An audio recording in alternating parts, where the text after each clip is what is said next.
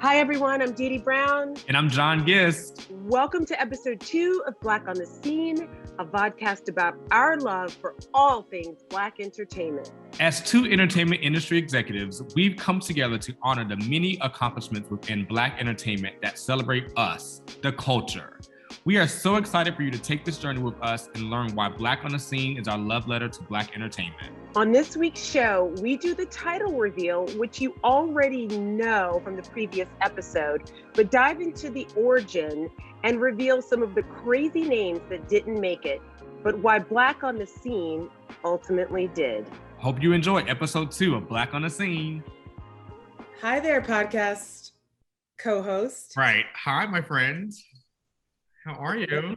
I'm well. I'm better with a little sippy in the morning. Very beautiful glass you have, by the way. Oh, listen, this is my mom's vintage. Of course. I'm not sure what kind of glass this is, but I drink everything out of it because I love it. It's so cute. That should be like, you should put that in your purse everywhere you go and just drink it at every function. Hot sauce. Cheers to another episode.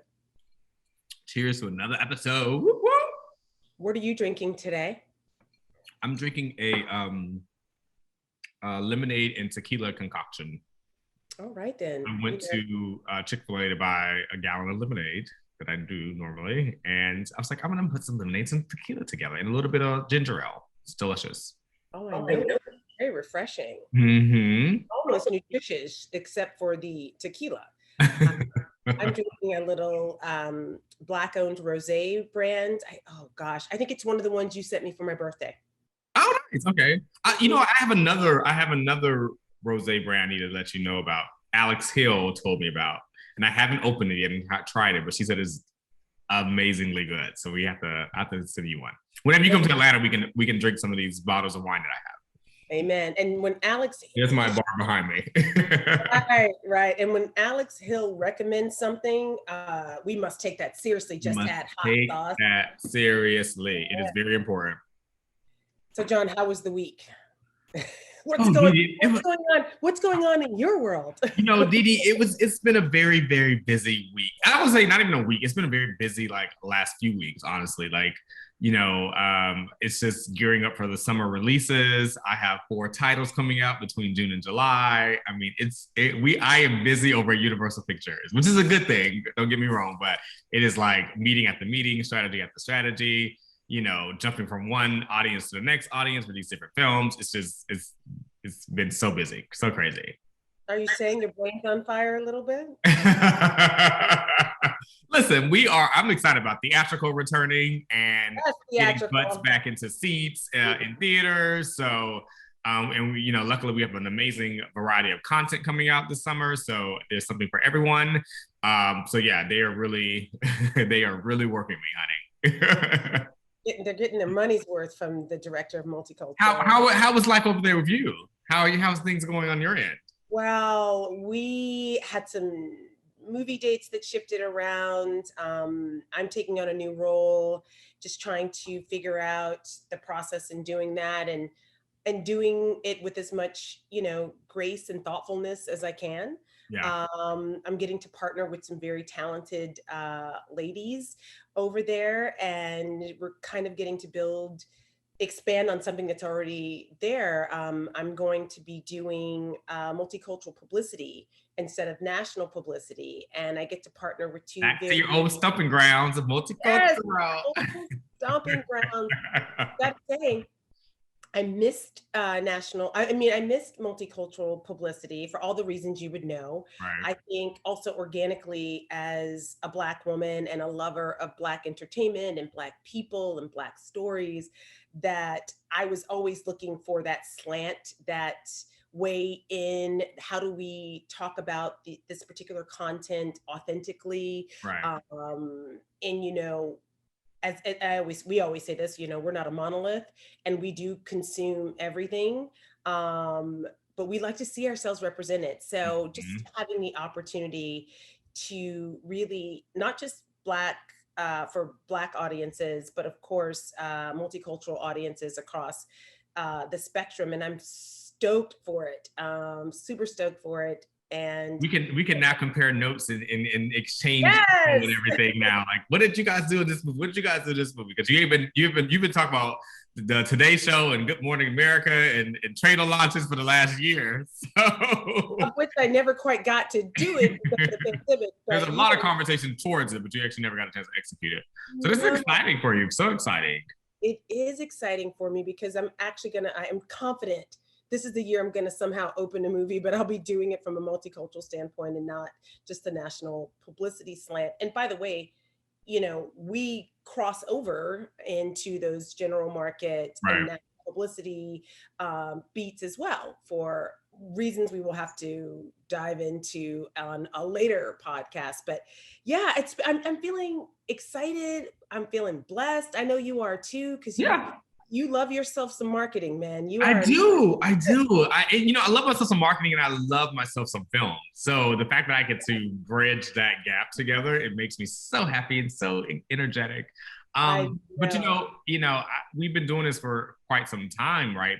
And we've seen a lot. We've worked on a lot of different films. And a lot of times there's success stories there, but sometimes there's not success stories, and sometimes some people miss the mark on a lot of things. So I love the fact that as two Black individuals, we speak our truth and we are able to, create authenticity when it comes to our marketing. And we are that voice of authenticity when it comes to marketing. So I'm extremely proud about the work that I've been able to contribute at Universal and at, previous jobs at Warner Brothers and on my agency side as well. It's authenticity is always, getting it right is always the number one goal for me. John Gist, you got the receipts, baby. I got receipts. Receipts. Drop them. I got the receipts. Yes, but again, it's a beautiful thing, and we don't know it all, and trends and culture are changing daily. But it's about being aware of that as well. You know what I mean? Like, how did you pivot? Because me, we've had some. I'm not gonna say the name, but I've had some moments of, oh, this is rough. But but I've also had some really celebratory moments and that have been really great in terms of like people really connecting with specific marketing things that have been come from my brain or come from my team's brain, and so which is really fantastic. Well, the other thing about that is too, those rough moments are also learning opportunities. Yeah, totally. I mean, the rough moments that I've had, I'm just like, holy smokes, I'm getting my behind handed to me here, left and right. And wow, it's tough at the time, but like the growth opportunity from that and what I learned, you can't, in some ways it's better than the moments that you're winning, right? Because you're like, I should have seen around that corner. I should have anticipated that. But that, again, we're getting to do a bit more of what we love heading into the summer, and hopefully a really robust return to theatrical, which is part of the reason we thought this was the right time to launch this podcast, this love letter to Black entertainment. Yes. And we finally got a name for the podcast. Finally. Woo. Woo! First of all, let's drink to that. Drink to that. So, John? That was a big goal. Yes. On the count of 3, let's say it together. Hopefully we say the same thing. Right. What did we say? Okay. Count of 3. 1, 2, 3. Black on the Scene. Yeah, we got it. And we joke because we went through so many different iterations of a title, so we just had to make sure we were on the same page, people. But yes, Black on the Scene is it, and we are so excited about it. We are thrilled, and of course, in this process, and we just want to say we're learning as we go. We're just excited to be talking about something we love, really giving flowers to the people we love and admire. We may not know, there's some that are friends in my head who I've never met, hopefully I will at some point. And we are under the tutelage and guidance of the amazing Nikki Cameron. Yes, shout out to Nikki. And Brittinee from Let's Talk About It. Mm-hmm. And she has man, she gathered us all the way up on that last text. We gotta have her. We gotta have them on a show. Yes, yeah, we do. we gotta do a little crossover. They come on our show. We come on that show. Yeah, we have to, and I have to get my looks together because those ladies serve looks. Those ladies serve looks. Those are my shopping buddies in LA. So we do some damage when we go shopping. I tell you what. So Nikki gathered us all the way up in that text message she sent us this week. She was like, pick the name.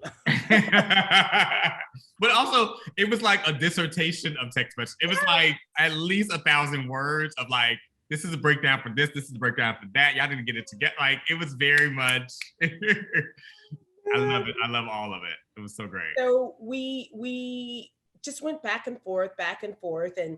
And part of the reason we picked this name is it very much embodies like who we are.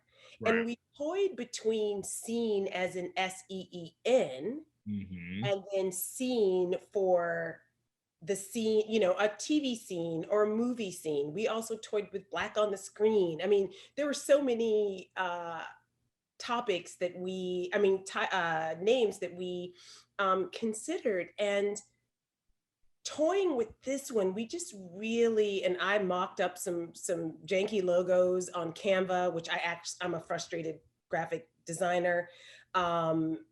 And we just toyed with it and sat with it and again, debated. And for me, I think for both of us, in the end, we felt like this represents so much. It's seen and seen, which was one of the ones we considered.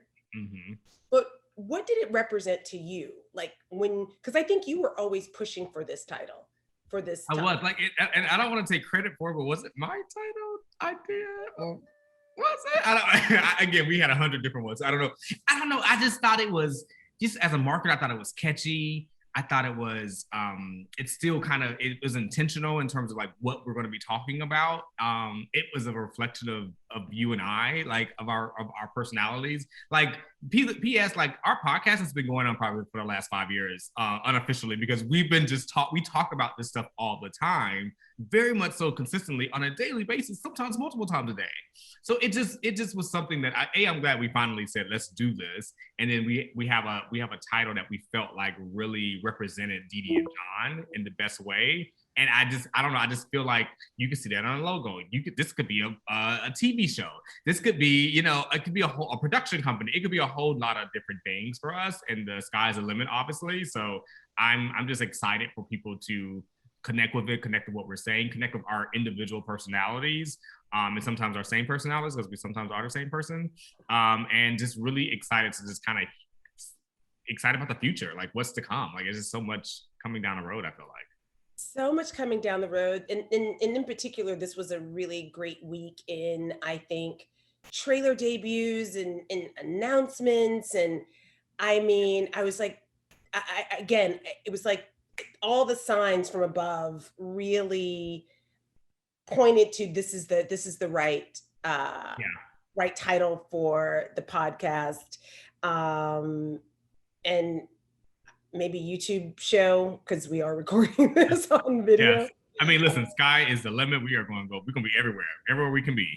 Everywhere we can be to showcase and prop up Black entertainers, creators, marketers, artists, music, you name it. At some point, we're going to cover it. Right. So, Jon, we have to share with everybody the podcast or the names that we considered. Are you ready? Okay.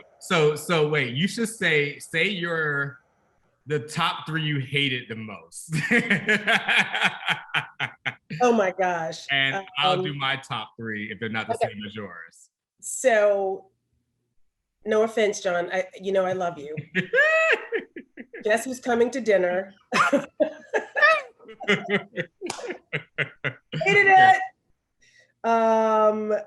Black millennial and Gen X take on Black Hollywood. Okay. And I don't know who this Gen X person is you're referring to. Is that you? Did he? And I also hated shouting out Black Hollywood.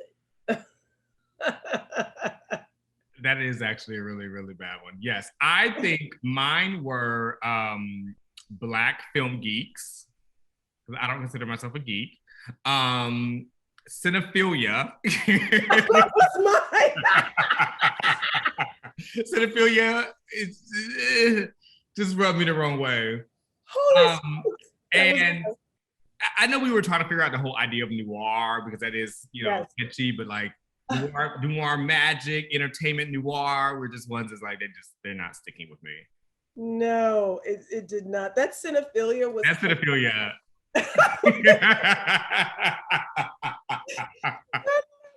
Was the worst. It's so bad. Just everyone needs to realize that it's really bad. But it actually is a thing. It means exactly what you think it That's does. fine.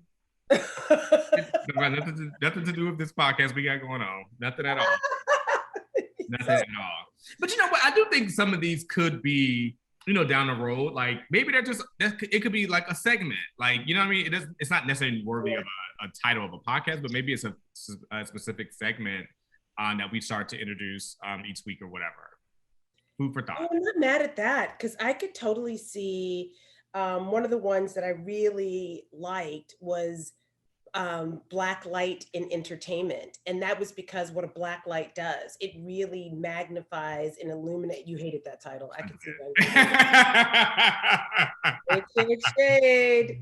I totally hated that. Yes. I'm sorry. Since we're on the list of titles we hated, how about Blackwood Shuffle? That totally was not me. That was all you. Was that me? Yes. I don't recall. I don't know. I can own up to cinephilia. You can own up to Blackwood Shuffle. you 100% are owning up to cinephilia because that definitely was from your brain, DeDe Brown. I don't know about that one. That don't sound like me. It was 100% you. And by the way, we are going to talk about cinephilia. Hold on. I want to make sure people know that I'm not some weird wordsmith playing on the obvious connection, the first thing you think of with cinephilia. Right. Cinephilia is a term used to refer to a passionate interest in film theory, and film criticism. It is, the term is a portmanteau of the words of cinema and philia, one of the 4 ancient Greek words for love. So there you go. Okay. Again. So in theory, it works, but in reality, in theory, yeah, no. In theory, it's yes, sure. Sure. It still makes me a little nervous. 100%. What about one of the other ones was Moths to a Black Flame? All right, that's it sounds. That was yours. That was not mine. You aren't gonna stop telling me that was 100% yours. The idea of the confessions of 2 Black cinephiles I thought was interesting, but then I just felt like it leaned a little too gossipy, and we're gonna just be out in things, and and this is not that. Like, we really were very intentional about this being a celebration and a love letter. So I just thought confessions just sounded too, you know what I mean? Like I thought it was interesting if we just were going to do a whole different type of podcast. Also, we wanted to tackle and discuss and express our love for TV as well. We consume a lot of content in general, but certainly TV is some of our favorite shows were, and docuseries were, on streaming. And so we didn't want to just limit ourselves to film because it's just, this really is we're headed toward that. I think we're not quite, it's the Black Renaissance in entertainment times 2 or 2.0, 4.0 at this point. Yeah. Because we are, what I'm loving about, and which is why I think Black on the Scene covers so much of that, it's the scene of Black entertainment in general. And again, tapping into both SEEN and SCENE. And honestly, we could have tapped into CINE, but I wasn't clever enough to figure that out at the time. Oh yeah, that actually, yeah, okay. Yeah, totally. But again, we wanted it to be the scene of entertainment in general. And it's just been so wonderful to see again all the Black movies that got recognized for Academy Award nominations, some that actually should have, that didn't, like the Five Bloods that I know you're so passionate about. It was just Terrence Blanchard's score score that was nominated. But it's just such a great time in seeing what's happening around Black entertainment, stories that are more reflective, I think, of a multitude of our experiences. I mean, there's much more room to go, as you know. I don't always want to watch content about Black folks that's about our pain. And so it's sometimes a struggle because everyone focuses on a particular, not everyone, but there's a lot of focus on a particular time in the world or particular times. So we do have the opportunity. I think we're leaning more into some very niche topics, which is why I love all the Lovecraft. I mean, even though Lovecraft Country is oftentimes hard to watch, it's, just knowing about the pain of, being Black at that time. It's just so amazing to see the creativity in Misha Green. Yeah. Ooh, and it's told through a different lens. So it's not just that era, and it's just it's that era through this genre, horror, sci-fi lens, which I think also adds a little bit more to it. And I think that, I know we talked about this a lot of times, but like I do appreciate, I know there's a narrative about, these slave dramas and slave narratives, blah, blah, blah. But I think that, I still appreciate those. So I still support them because it's like, I don't want to just keep seeing the same thing over and over again, but I'm also learning about a new character. I'm learning about a new experience that they went through. So for instance, for Barry Jenkins, his Underground Railroad, first of all, he's a complete utter genius. I know everyone's going to look stunningly beautiful, and but I'm just curious to know what that narrative is going to be for that, because yes, we have seen Underground that Misha Green did, and we've also seen obviously Harry, and we've seen all these other iterations of it, but it's like I feel like it's going to be from a specific point of view that's going to make it feel a little bit different outside of it just being a slave narrative, right? So I kind of welcome those stories that again feel different in that regard. But again, there are opportunities to celebrate Black love, to celebrate Black friendships, to celebrate Black family, to celebrate all these other things. Comedy, like Robin Theade, her Black Lady sketch comedy show got released his second trailer this week as well. And it's like, that's good to just see and experience the Blackness of these different creatives in different ways, which I can appreciate. And that's what we're talking about. That's what we're leaning into, right. Just celebrating Black entertainment. And it's not just entertainment. A lot of it is edutainment. And right. So the more we can get, share various stories across all of our collective experiences. And this term bothers me because I don't need to prove my humanity to people. I am a human. I obviously walk on two legs. I have two eyes, it's clear I'm of the human species. Right. So I don't need to prove that to you. But it does collectively, just being able to see us in a variety of experiences, scenarios that don't just involve one narrative. There's so much room to grow. And, we of course have our other stories we want to share. Oh man, that could be a whole different podcast. Oh, it is a whole different podcast episode. Wow. It also sidetracked me because I was like, do we talk about that here? I'm easily sidetracked. especially when I'm drinking a little. Right. No, but I think again, going back to just the origin of this, like this is important for us. This is important for people, because I think also, like, we're going to talk about a lot of things that maybe people have not even heard of, maybe people never ventured out to go watch and consume. And it's like, we want to share what it means to us and what we got from it, and things like that. And hopefully people will be like, oh my God, I need to go back and revisit XYZ film, or I never even saw this movie because I was turned off by this or that.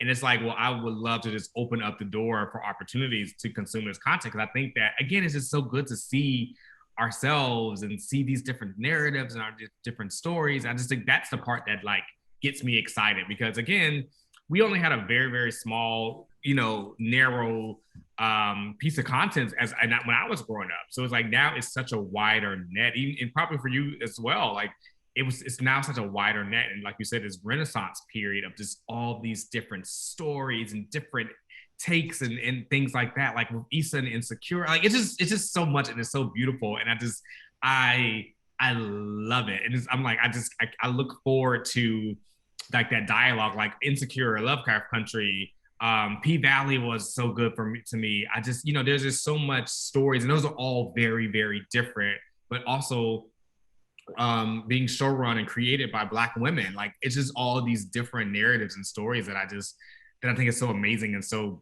great to consume and watch. And it gets me so excited, to be honest.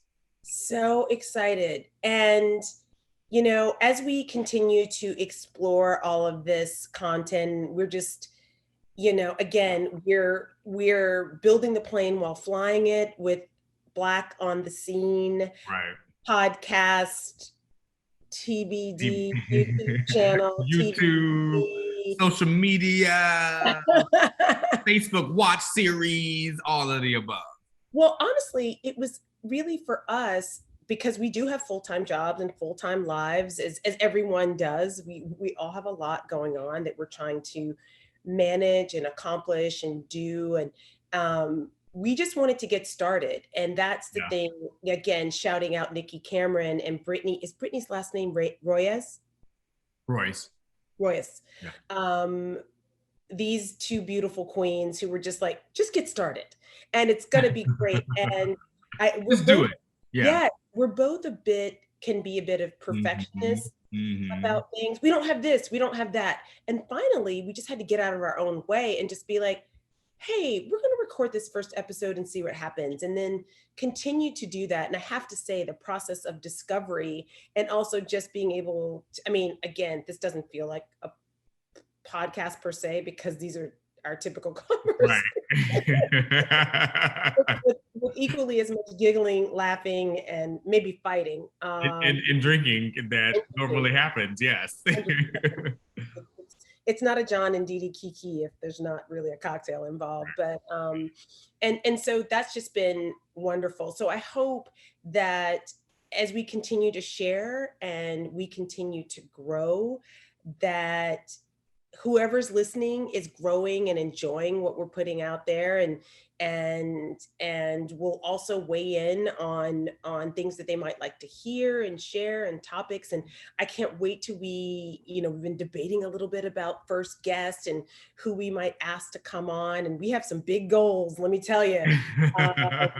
We're pulling out all the favors on this one. I'll tell you what, but even in, I think we're both, because we are marketers, all about those sort of unsung heroes too. So yes, there's a lot of names, you'll know and we pay reverence to, but there's also so many people that we just want everyone to know what they're doing, how they're making these stories come to life in the trenches. And we can talk about Kevin and Chardae over at Netflix, and of course, Ellene Miles over at Sony, and Terra at Warner Brothers. Yes, we can keep going on and on. And so, and not to mention the agencies that we work with. So it's such a collective effort of not just the creators, but the folks who market it, the folks who buy media. It all comes together in a really, hopefully, amazing way that looks effortless, but it is not effortless at all. It's a process. It's literally a process, like from beginning to end.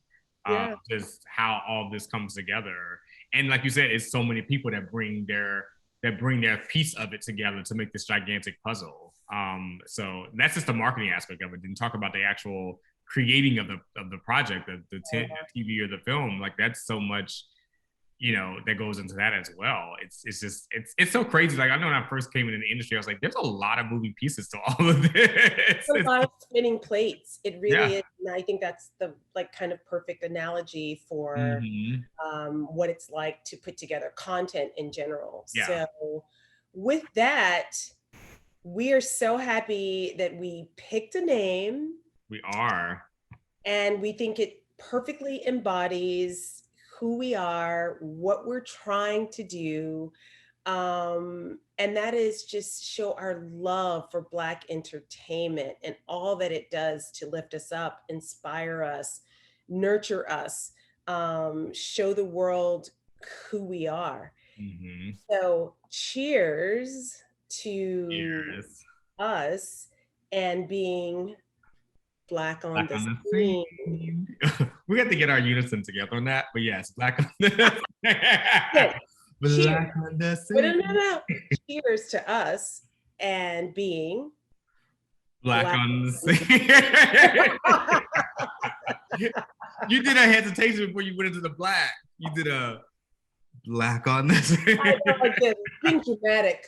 Very dramatic, but I'm so excited about this, and guys, it's a lot to come up next for us, and it's gonna be so magical. So definitely stay tuned for Black on the Scene. Thanks for joining us for another episode of Black on the Scene, our love letter to Black entertainment. We hope you enjoyed this episode. Be sure to check out episode 3 for our rundown on the summer in Black movies and TV. Be sure to subscribe, please leave a rating, and follow us on Twitter, Instagram, and Facebook at Black on the Scene. That's BLK on the SCENE. Until next time, peace.